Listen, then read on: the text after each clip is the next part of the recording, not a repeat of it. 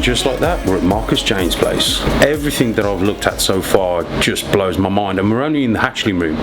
His Exantic line, I produce Exantics myself, the VPI line. I think the VPI line is fantastic. And what I say to everyone is, when people say to me, you know, what I feel would be the best Exantic line, and to be honest with you, whether it be TSK, VPI, MJ, there is no good or bad lines. They're basically, you get good examples, but what seems to be is Mark's line seems to be repetitively awesome. His Exantic line seems to replicate quality constant. I'm not saying that because I'm here, I'm just saying it just replicates itself to be quality time and time again.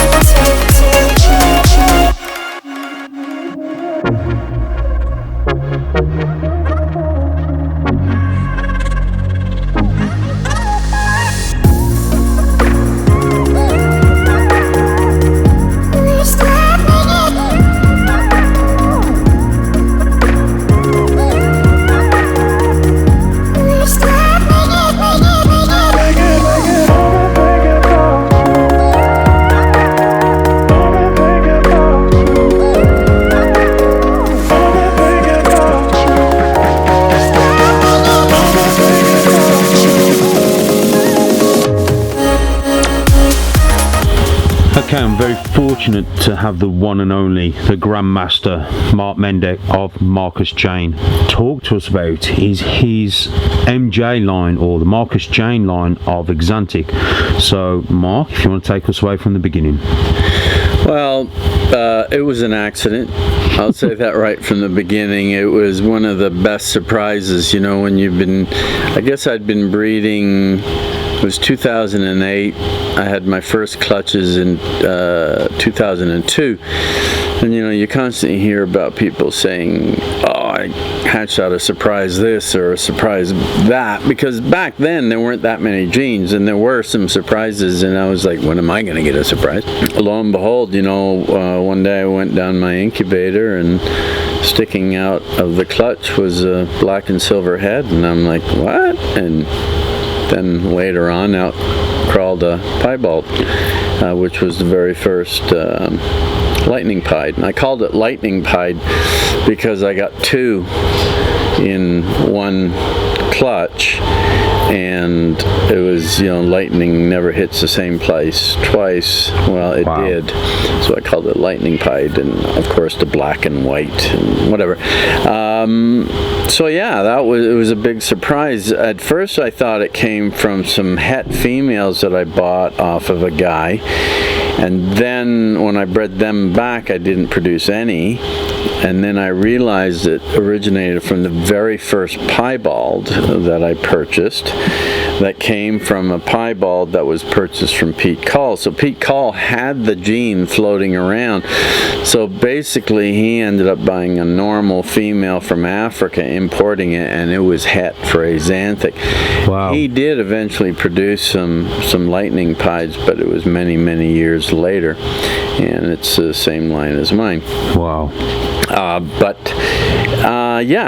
So that's how it came about, and then it was, okay, is this a VPI axanthic? Is this a snakekeeper axanthic? Is it a Jolliffe axanthic? Now the two that look most like axanthics are snakekeeper and VPI, and so I went out and I got a snakekeeper adult female axanthic and an adult VPI female, and I bred them to my male, and lo and behold, there were no axanthic, so wow, proved it was incompatible, and I'm fortunate because a lot of people consider my line to be very bright, it holds the silver, whereas some lines brown out. That's quote unquote is what people say, they brown out. Sure. You saw some today. Yeah. I mean, what I noticed, Mark, with, and I've not just from your collection of MJ axanthics, and I've said this before, on, you know, people have said, oh, TSK is the best line, VPI is the best line, and what I've kind of noticed is you get good and bad in anything, like pied, you get good and bad examples, good and bad examples of clown. Yeah. However, there are certain genes out there that tend to stay consistent, or you may have more good than bad, let's say. And what I've noticed is, and I've paid close attention to your line, you tend to get more good examples and bad examples. Do you think that's just because the way you line bred it, and it seems to be coming through, similar to, you know, Ozzy's got the high intensity OD, which he believed came from the first super, because I believe he thought it was a super originally.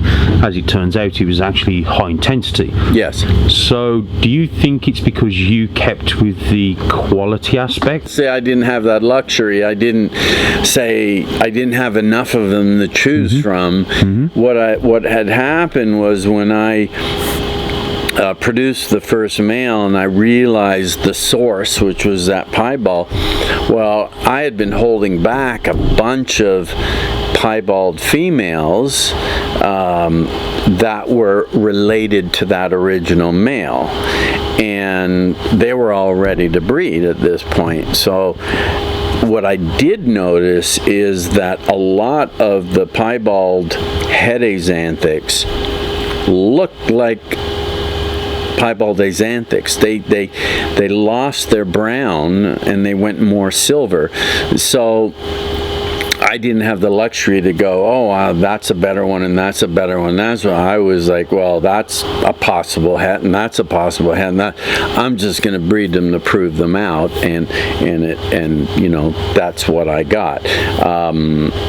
I will say that by adding different genes, like right now, my favorite gene to add to it is Orange Dream. Surprise. Sure.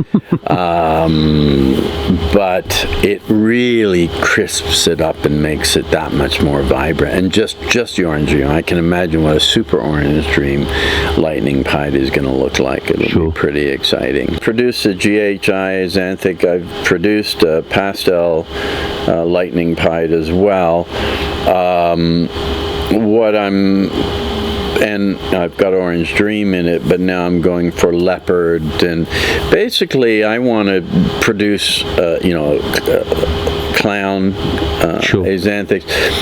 There's a segment of the population that when they come to a show, it's amazing to see how they gravitate towards what you have displayed.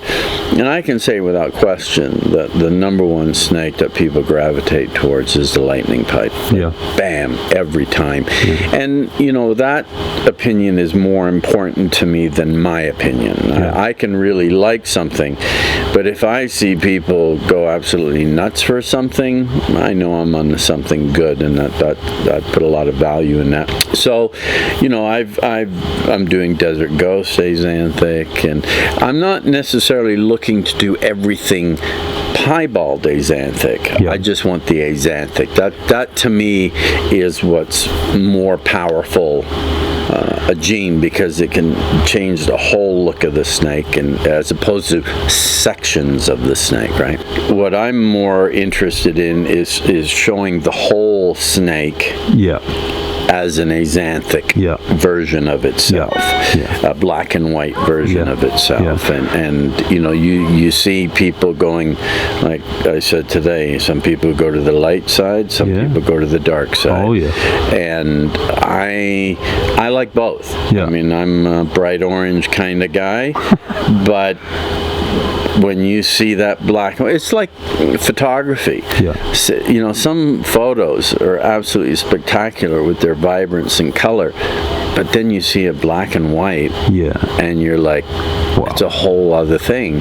You can appreciate both, but they both have their value. Sure. I love contrast, hence coming back to the axanthic, that with black, you know, silver with black or silver with white, or Sure. Thanks again, Mark, for your hospitality. Burgers were beautiful. I wish everyone could taste them, but they can't. But for now, we're going to call that quits. And thanks again, Mark. Well, thank you. Thank you. Thank you. So this is it. This is the end of my trip to Canada. What can I say? Finishing off at an amazing place. Mark is a true host. The food was phenomenal. His collection is amazing. His attention to detail is just phenomenal, whether it be his food, his hospitality, or his snakes.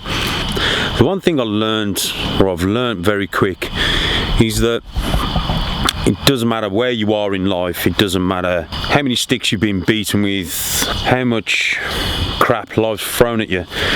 You've always got to keep looking out on the positive side of things. You've got to keep pushing forward, and you've always got to appreciate everything, the good and the bad. Because without the bad, you don't recognise the good. Without the good, you don't recognise the bad. So certainly having the good and the bad is a must. It's an equilibrium, and for me this time in Canada has been nothing but amazing. The only bad side of things is I've got to go home. The good side of that is I get to see my family again, and I get to go home and play with my snakes. That sounds bad, but what I'm trying to say is you can't have one without the other, and it's been absolutely amazing being here in Canada. So I'm not sure what you're getting. I'm not sure if I'm getting my face or what, but I'm here in the countryside of Canada at one of the best breeders in the world, one of the most pinnacle cornerstone breeders of the world, the Obi-Wan Kenobi